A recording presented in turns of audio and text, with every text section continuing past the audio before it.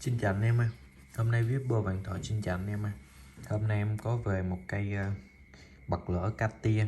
Xin lên cho anh em coi nha. Light new nha anh em. Light new. Dính bụi gì này không biết. Đồng nguyên khối nha anh em. Được màu vàng.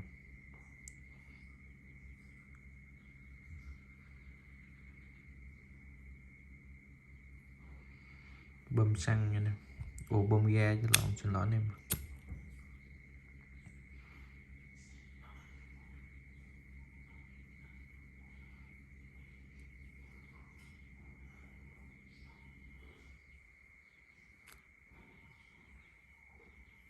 Con này light new nha anh em, khá là đẹp.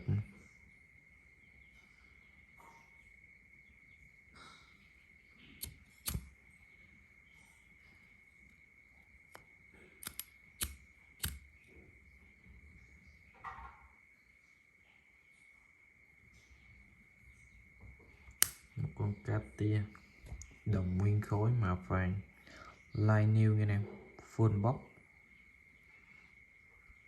Con này có giá con này có giá 3,8 triệu nha anh em, 3,8 triệu.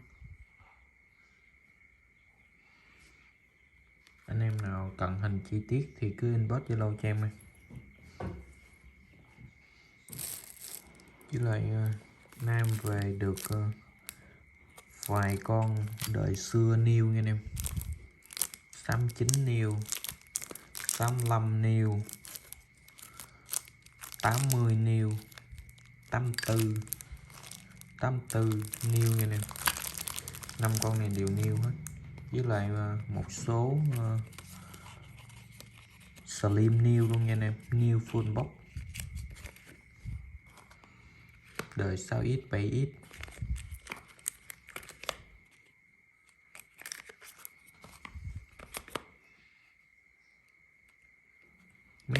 Mấy con này dao động từ 2,1 triệu tới 2,5 triệu nha anh em, 2,8 triệu luôn, nhầm cây.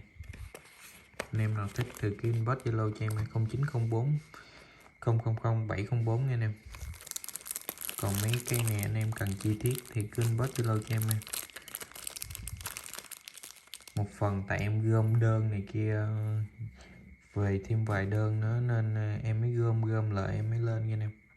Còn em nào thích riêng thì cứ inbox Zalo cho em. Một con La Mã new sơn tĩnh điện, một con La Mã new luôn, new full box.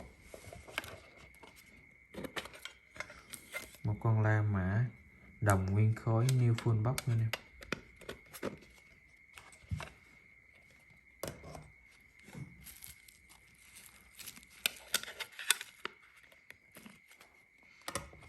Con này cũng new full box luôn, 1978 nha nè, new full box 1978. Hôm nay em chủ yếu lên cái con Katia này nha anh em.